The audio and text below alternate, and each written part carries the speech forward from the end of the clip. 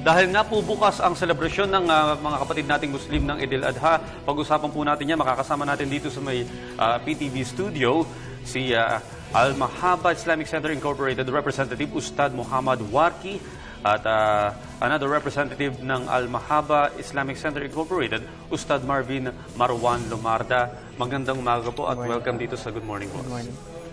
So ano po itong para sa mga non-Muslim na mga boss natin na nanonood ngayon, ano po itong Eid al-Adha o Feast of Eid al-Adha? Ang Eid, isa siya sa mga feast na sineselebrate ng mga Muslims tuwing ika-10th day ng buwan ng Hajj sa lunar calendar.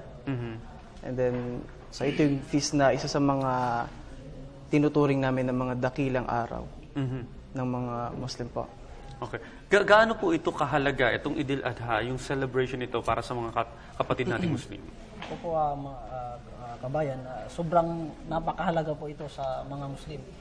Sapagkat ang Islam, ito po ay kumpletong panuntunan ng ating buhay. So, hindi lamang po sa Islam yung kasiyahan, ay yung kumbaga puro pagsamba.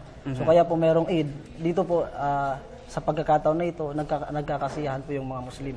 So, ito lamang po yung Eid at saka yung Eid al-Fitr na kung saan yung mga Muslim, yung lubos-lubos po yung kanilang kasiyahan. Pero hindi naman po ito nawawala sa pagsamba.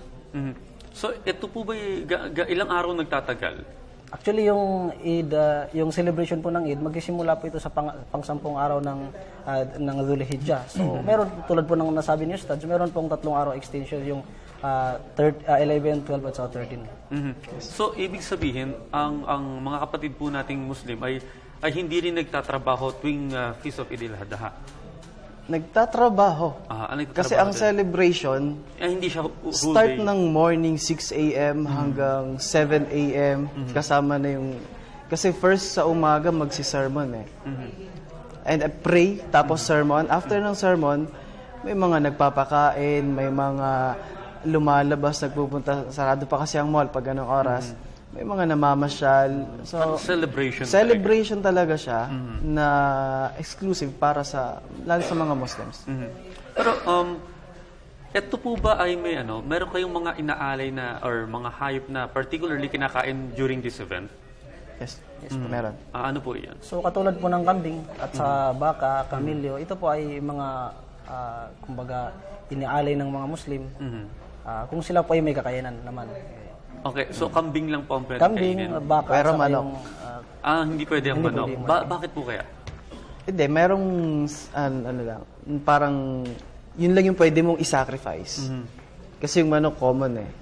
Pero itong mga kambing, ang basihan, bakit naging kambing, baka, tupa, itong mga to, bawat balahibo ng mga hayop na to, for us sa Islam, Islamically, every balahibo nila reward is gantimpala or good deed na may tuturing. Kaya yung manok is walang balahibo, meron siya feathers yung ano niya. Okay, napakaganda pala. Ngayon ko lang nalaman yan. Yes. Pero ito ay practice ng ating mga kapatid na Muslim sa buong mundo, even sa ibang bansa. Mula noon hanggang ngayon, same practice na itong mga uri ng mga hayop na to. Ang napansin ko lang sa mga guests po natin ngayon, mga kapatid nating Muslim, kabataan kayo. Usually ang mga nagiging guests namin dito pag usapin ng tradisyon or feast ng Muslim culture ay medyo nakakatanda na. Pero nakakatuwang isipin na even yung mga kabataang Muslim ay involved pa rin. Gaano kahalaga ito para sa inyo? Alhamdulillah, sobrang napakahalaga po itong mga ganitong gawain. Sa totoo lang po sa aming sa Islamic Center, halos ganito rin po mga kabataan din po. Kasi sa totoo lang, isa lang po naman yung pinanggalingan naming paaralan sa Al-Ma'arif Educational Center sa Baguio City. So kami po yung mga kabataang Muslim na tumutulong po sa mga elders namin na nagpo-propagate o di kaya nagpaparating ng mensahe ng Islam. Pero alam nyo, sa mga naging interview namin dito, sa mga elders ng Muslim community, ang lagi nilang inaanyaya yung mga kabataang Muslim dahil medyo iilan lang daw yung mga nagiging active, especially kapag ganitong yung mga tradisyon ninyo ay ginagawa. Bakit po kaya ganon?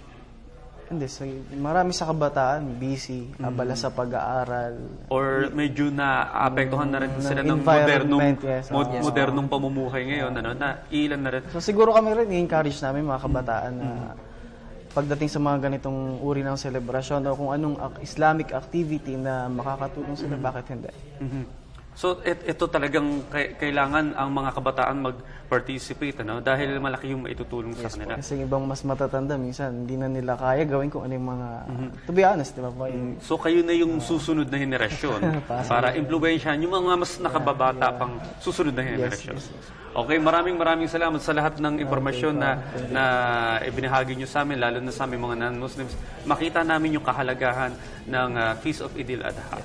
Okay, nakapanayan po natin dito sa may Good Morning Boss, representatives from Al-Mahaba Islamic Center Incorporated, si kapatid na Ustad Muhammad Warki at kapatid na Ustad Marwan Lomarda.